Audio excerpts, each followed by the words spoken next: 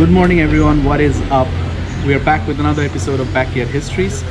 We are in a lane in North Calcutta, which had a very important institution for colonial administration during the Victorian period.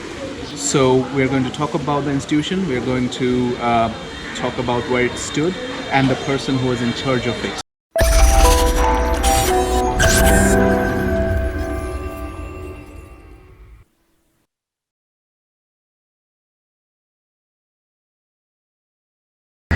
So if you can see the sign over there, we are standing in front of the Wards Institution Street.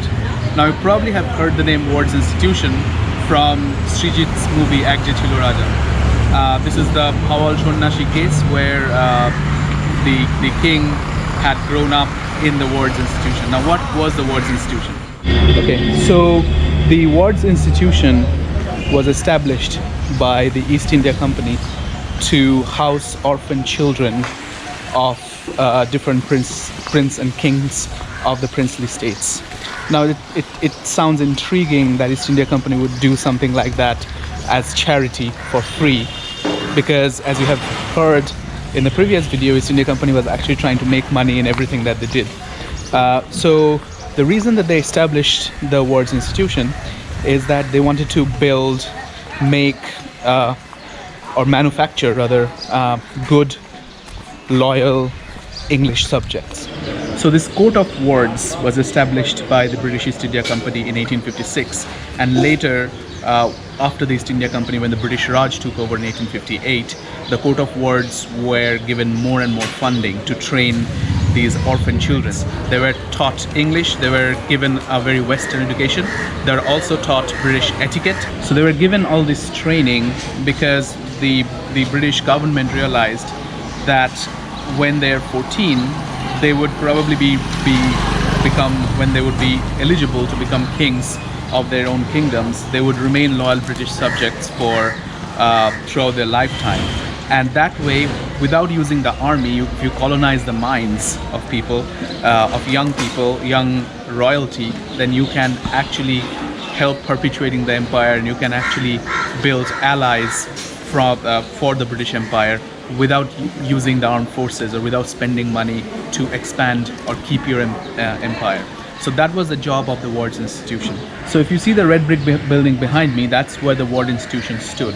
But the Ward Institution had to be moved from here because its original purpose here failed, because the people who were put in the ward institutions did not actually live here. They were living in their own individual mansions throughout Calcutta, and they were only under supervision when they were coming to school. So many of them were, even if you look at Rabindranath Tagore's writing, he used to come to Ward Institution often to his friend Raja Rajendra Lal Mitra, who was the superintendent of the Ward Institution.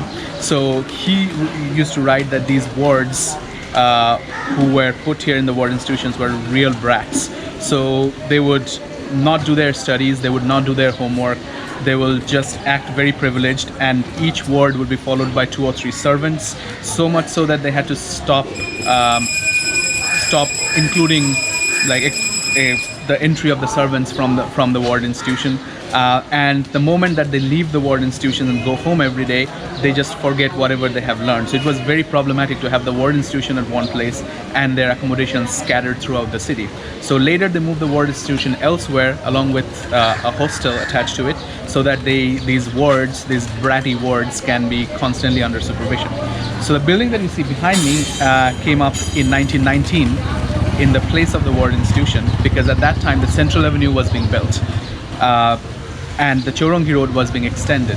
So the homeless people who lived in and around Central Avenue, which is now Central Avenue, and in and around what is now Chowrangi Road, they were moved from there to this building that looks like a warehouse. So this red brick building was built then to house those families, and those families are still living here since 1919. So this is one of Calcutta's very early government-sponsored homeless shelters, which is on the Ward Institution Street. So even though Ward Institution does not exist, the street name exists, and it actually tells you the history of what was here before this building had come up. So the reason that the ward institution comes up in the ward institution street is that one of its first superintendent and its longest serving superintendent lived adjacent to it. His name is Raja Rajendralal Mitra, and yes, he's the same person as the famous historian, antiquarian, Indologist, linguist, writer, this Renaissance man in the mid 1800s. So he lived next to it, and he probably donated a part of his property for the construction of ward institution, and this is why he was also made into its first superintendent. He served as superintendent till I think late 1880s, so he retired just before his death because it was taking a toll on his health. So we're going to see what's there where his house used to stand. Oh look, we're in front of a biryani shop. So this is actually where Raja Rajendralal Mitra's house would have stood in the 1800s. And this is not very far away from where I live. So I've seen in my childhood that there are still the old verandas with huge pillars and all of that. But much of that is gone now. I think the family may still be living here, or some part of the family may still be living here. But most of it, if you look around here, most of it is actually shops now, and there is a bank as well. And if you look up, then nothing of the old facade now exists. So everything has been newly built. But yes, so this was Raja Rajendralal Mitra's house, and he had a huge property here, and in the part of the property which he donated for this ward institution, the ward institution came up.